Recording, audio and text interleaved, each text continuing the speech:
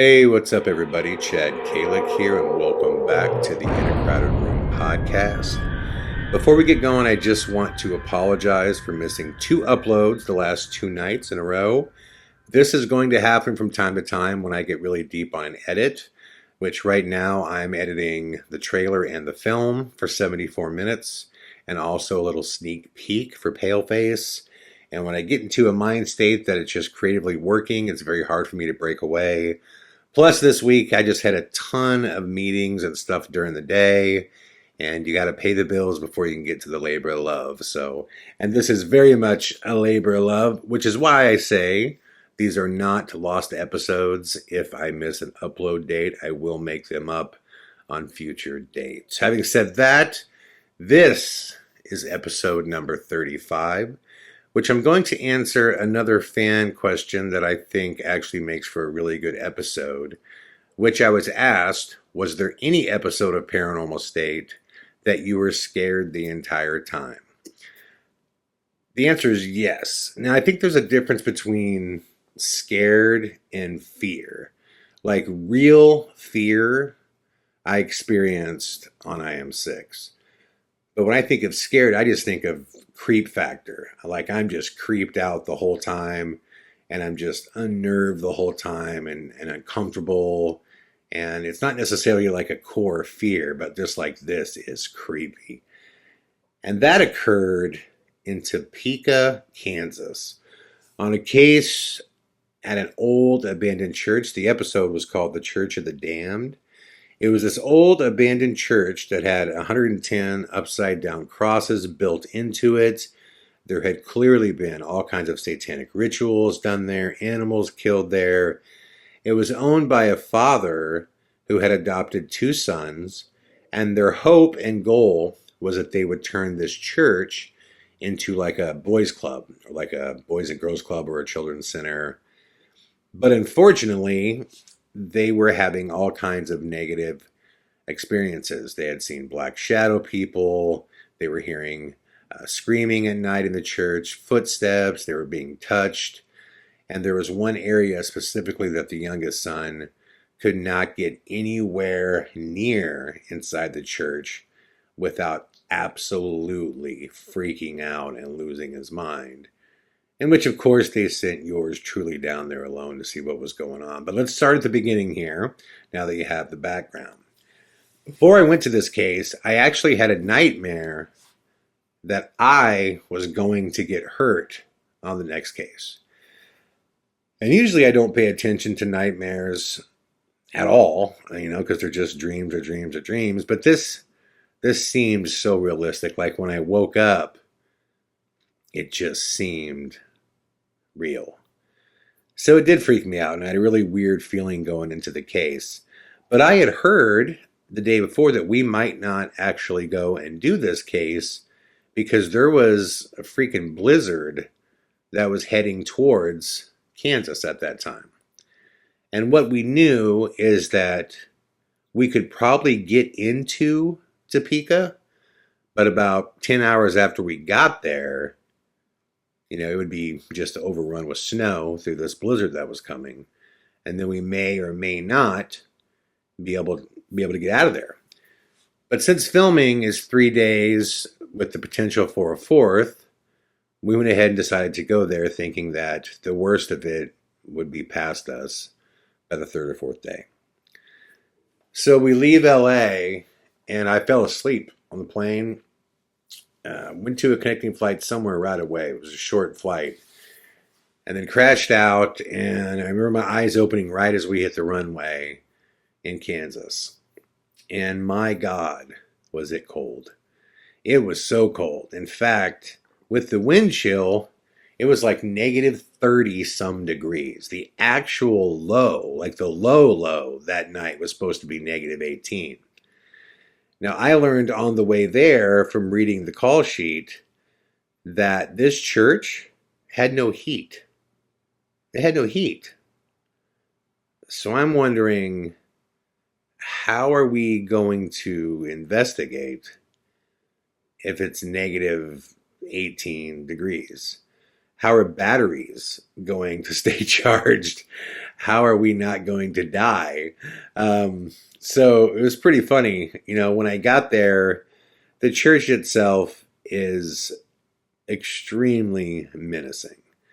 The upside down crosses didn't freak me out as much as I thought they would, but I figured out right away just from my religious studies courses that the upside down crosses, I believe, were for St. Peter.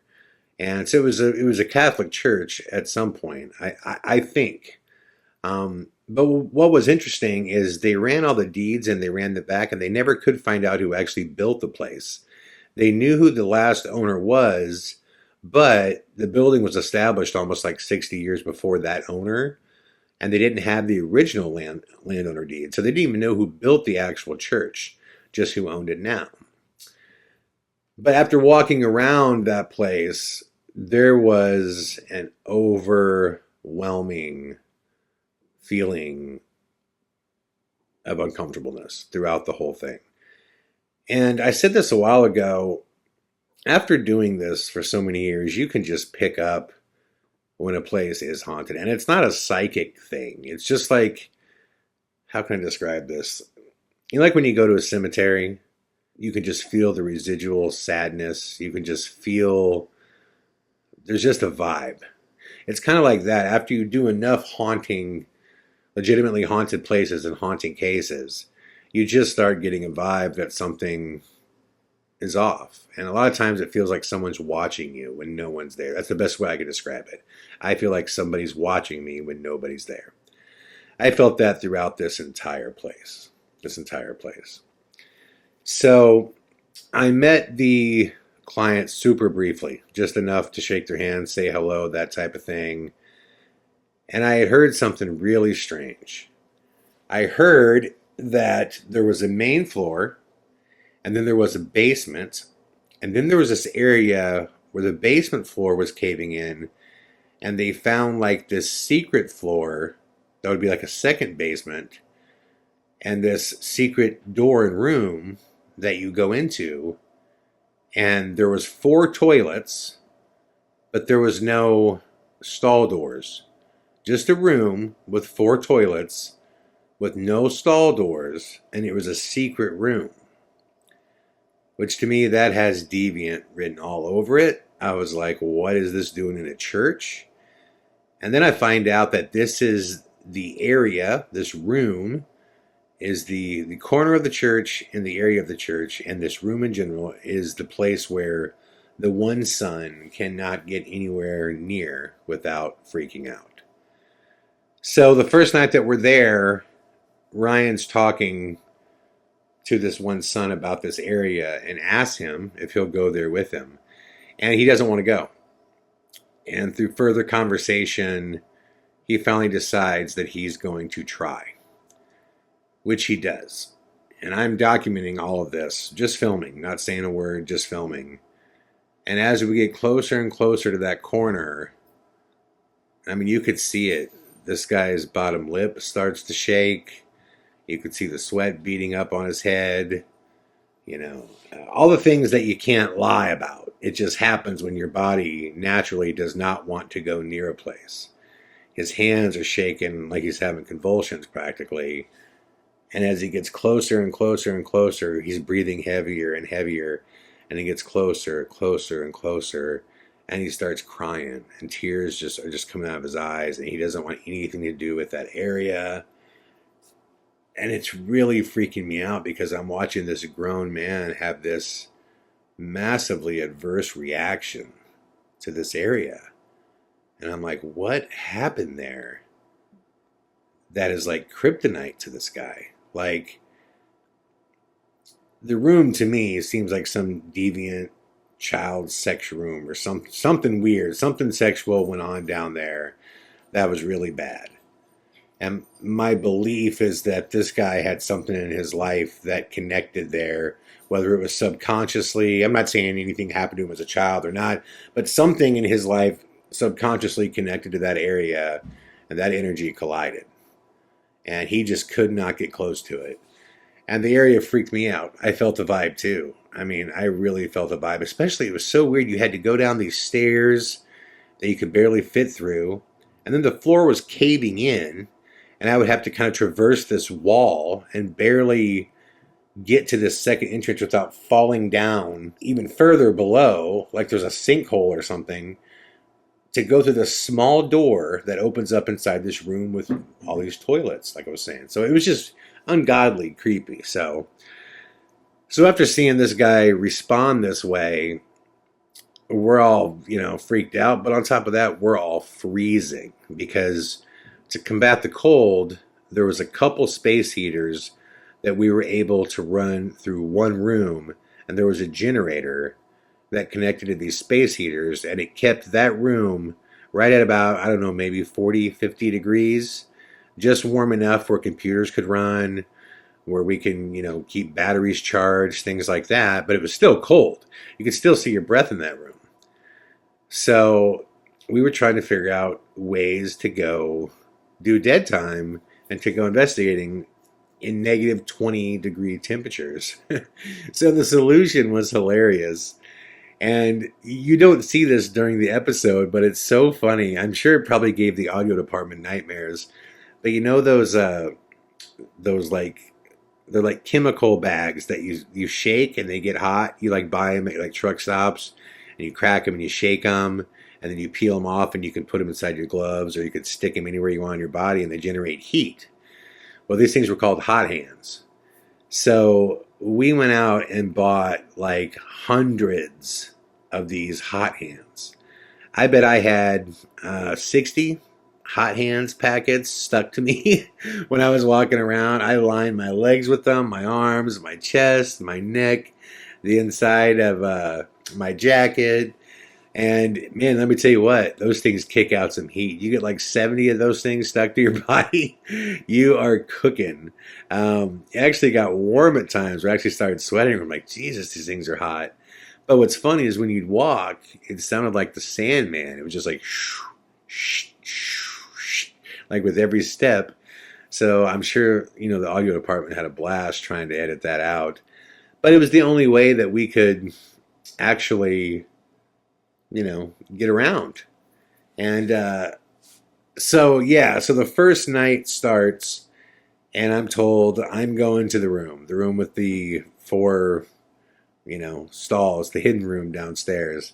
And on the way down there, you're just seeing these upside down pentagrams, what is clearly animal blood from somebody killing animals. We were told beforehand that yes, they've ran out squatters and different groups locally that are into Satanism, and that's a very real thing in Topeka, supposedly. People throughout the town believe that the building is possessed with evil.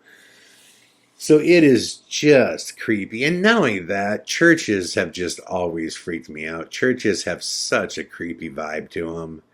And this church has a major creepy vibe to it.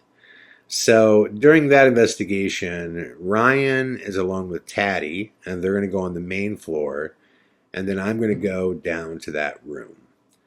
So it takes me a while to actually traverse my way and get down to that room. And when I finally do, I could hear everybody. We have these earpieces in, so I can hear everybody and where they're at and what they're doing. And I'm the furthest way from the control center. Now, because of the cold, not exactly everything is working like it should. It's cutting out, but it's working. Like you could hear people talking, and then it's dropping, and the call come back on. It would drop again, but I could hear everybody pretty good. But people are having a hard time hearing me. What I know is that I'm the furthest from the control center, and I'm on the other side of the building from Ryan and Heather. So as I'm down there, I have to admit that I am very freaked out. Just being in that room with those toilets but no stalls, you could just imagine what's going on down there. So right away, I usually try to combat my own fear with aggression, and I start just provoking right away. And as I'm provoking, I could hear in my earpiece just Ryan and Heather just talking, just back and forth, and Heather starts reading something, and right away I just start provoking, and I hear the lowest, clearest, just just like this low grumbling growl, and it's got bass to it, and it sounds like it's right outside the door from where I'm at. And I am just like, oh my God. Because it just dawned on me right when that happened, man, it took me forever to get down here. To get out of here would take twice as long. And there's nobody near me. I mean, I am so far away from Ryan, from the control center. There's no crew with me. There's nothing. Just me. But right as I hear that brrr sound, I radio back and I say, hey, guys, there is something growling right outside this door. And right after that happens, I just hear this calamity. Ryan's freaking out, saying stuff, and Taddy is, and there's just all this stuff going on. And I'm like, what is going on? What's happening to everybody? But they can't really hear what I'm saying either. So what I quickly figure out is that something happened to Ryan at that time, in which the entire production company, I mean, listen, Ryan's the star of the show. That's the money boy. So, I mean, if something happens to him, I could damn near get shot. They still wouldn't, pay attention to me. So I realized I'm on my own and I need to get out of there because no one can hear me. Even if they can, they're not coming because something happened with Ryan, which was a very uncomfortable feeling. So right as I start walking towards the door, I hear this latching sound like a door locked. But the weird thing is, this door, the way it's sitting, it's just this old wooden plank that's pushed up against the wall. There's no lock on the door. There's no door handle on the door. It was almost like a residual lock. It was just incredible. I was like, what is that? It really sounded like it wanted to convince me that it locked me in. But again, there's no lock. I mean, it was fascinating, but scary. So as much strength and as courage as I can to muster up to get out of that room, I'm just like pushing as fast as I can, as hard as I can. And right when I get to the bottom and jump across this like area that leads to like a sinkhole, you got to jump to reach these stairs. Right as I land on the stairs, right behind me again, I hear the sound. I'm like, oh my Jesus. So I get upstairs and I just go sprinting as fast as I can back to the control center. And when I get back there, everyone is freaking out, saying that something threw Ryan to the ground. And Taddy, I pull her to the side and I'm talking to her and she's like, yeah, I don't know what happened. Just something grabbed him and threw him. And she's like, I just barely missed it when it happened, but she was there. And the cameraman is telling me, yeah, you need to talk to your boy. He's fucked up right now. So I just start, talking to Ryan a little bit. The weird thing is Ryan's brain is like resetting like every 20 seconds. It's like there's trauma, like where he would forget what we talked about 20 seconds ago, but he would forget it over and over and over again. And we were having a discussion as to whether or not we just shut things down for the night and go back the next day. And Ryan would say, no, I want to go back again tonight. But then 20 seconds later, he would start the same discussion up like we didn't just have it. You understand what I'm saying? So it was so weird. It was literally like, yo, bro, like you're forgetting that we just talked about everything we're talking about right now 20 seconds ago. It really was like trauma had shut down his brain and it was restarting at that time. And it goes back to that diabolical confusion that I talked about, is that whenever this dark energy, whatever it is, when it touches you, goes through you, lays hands on you, whatever it is, it screws with your brain. You can't see right, you can't think right, you can't really hear things right. And I did not want to go back. I did not want to go back down there. I just felt like, again, whenever people start getting hurt or thrown around, I mean, it's not a race. Let's just get a better plan. Like, why are we running back down there again? Like, we have time. There's no one making us do this, so let's figure this out and figure out a way to do it where we have the upper hand. But Ray wanted to go back. So I eventually said, well, if he's going back, then I'm going to go back with him. And I was just going to try to protect him and make sure he was okay to the best of my ability. And I think Sergey agreed he wanted to go down too. So We went back with Rye, and he just basically buttoned it up. We were down there for like 5 minutes, and he just basically said to whatever it is that we would be back. We'd be back the next day, and that we were not done. And that's how the first night of the investigation went. So the next day comes, and we're having discussions about what we're going to do. If we're going to go back out there, what's the plan? And it was brought up again right away that I should just go back to that room, which I said, what for? Like, that's the ground zero of this whole place. And the reason I felt that way is, first off, it's the place that's clearly built to do bad things. Okay, this thing was designed in secret, and there's nothing that went on there that was good. This is the room in the area that the son can't get near without his body going into convulsions out of fear. I was just down there and recorded the residual sound of a door locking as I'm trying to get out. Let's not forget the whoa, like sound of growling twice at me. I mean, my job on Paranormal State was just to document evidence, period. And I'm going, okay, let's see. Ryan got thrown around, couldn't remember things after 20 seconds. I recorded 2 growls. I recorded the sound of a door locking, and the youngest son can't get anywhere near that room. So what the fuck am I going back down there again for? I mean, there was just no reason. It's like, yep, case solved. This satanic church is haunted as shit. So, yeah, everybody agreed.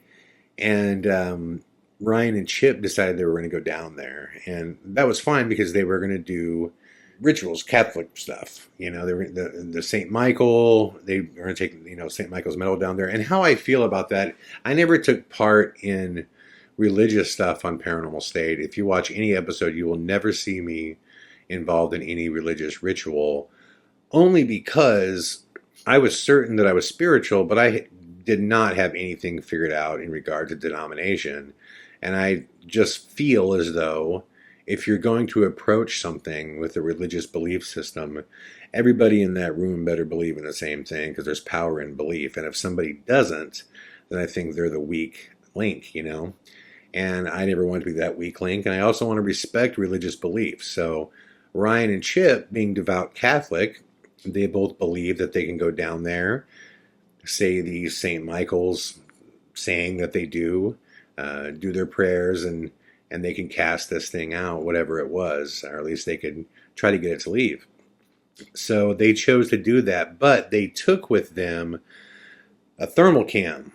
And something incredible happened down there, and it was captured on film, and it is absolutely legitimate.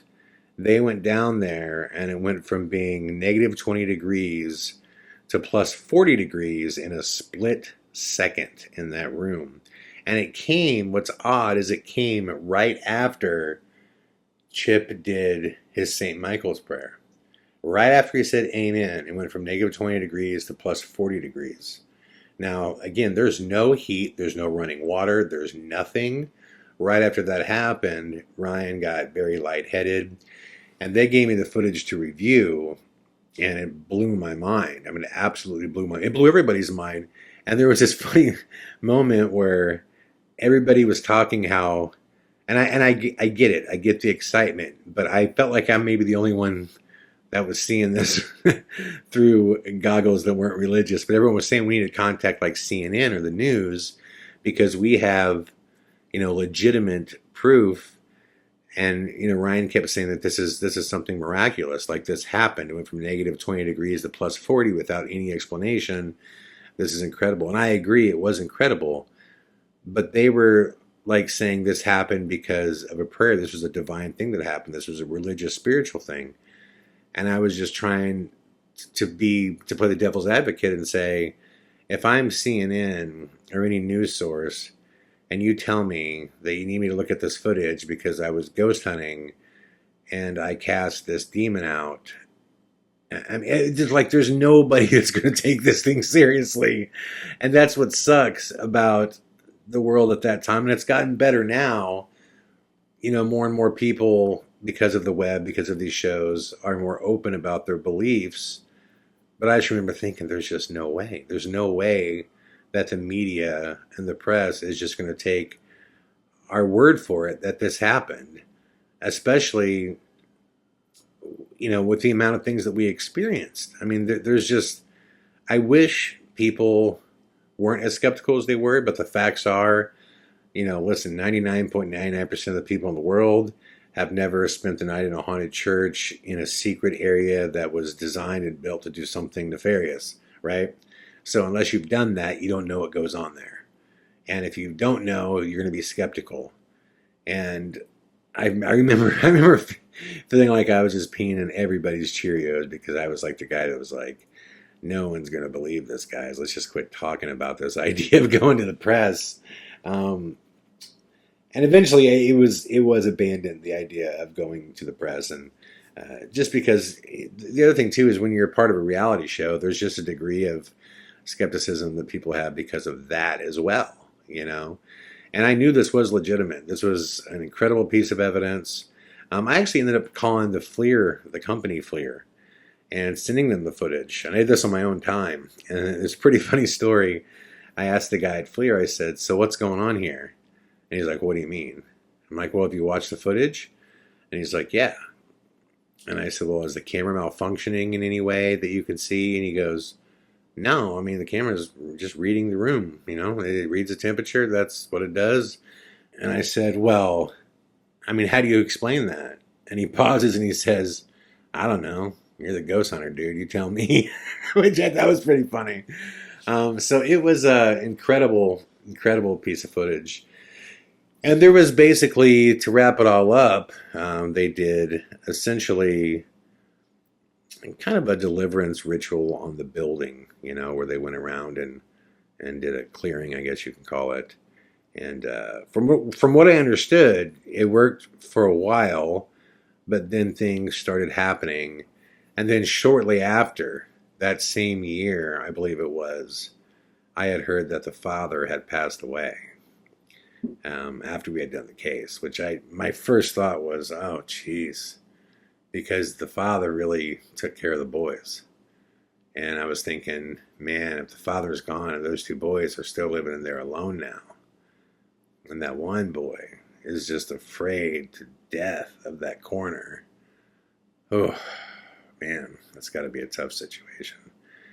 But that entire case was just as uncomfortable as it gets. I mean, it was scary. I mean, the visuals of it all, there was just never a comfortable moment. The cold was unbearing. That place was haunted big time. And I remember I was standing outside, I went outside to have a cigarette, and as cold as it was, I saw this one kid that was sledding. He was on this little sled that he was riding up and down the streets. And I noticed he crossed the street before he crossed the building. And I said to him, hey man, you don't want to come sled down this end? He's like, nah, I stay away from that building. And I'm like, why? And he goes, everyone knows it's possessed by the devil. I'm like, what? He goes, yeah. He's like, I can't believe you guys are in there. And it's like, this kid's maybe 8 or 9. And he knows to stay away from this building because it's possessed by the devil, which was pretty crazy to me. But that case, it was incredible. It was totally incredible. I do often wonder now what's going on with that building. So if you're listening to this and you're in the Topeka, Kansas area, let me know what you've heard. I would love to know the resolve and result of what happened. I haven't even heard what happened to the sons either. Like I said, I just know the father passed away, which rest in peace, But I hope the one boy, I hope he found spiritual resolve, because it was really, really, really hard watching him react to that room in that fashion. It was crazy. So that is the one case that sticks with me as probably the most scary as far as being there just the whole time. There was just nowhere. There was no shelter, from anything, from the weather, from spiritually, from the darkness, from all of it, just there was no shelter. It felt like you could never escape anything. But yeah, that case is really, really crazy. So having said that, thank you guys once again for listening to the In a Crowded Room podcast. I will be back again tomorrow with more. All the best.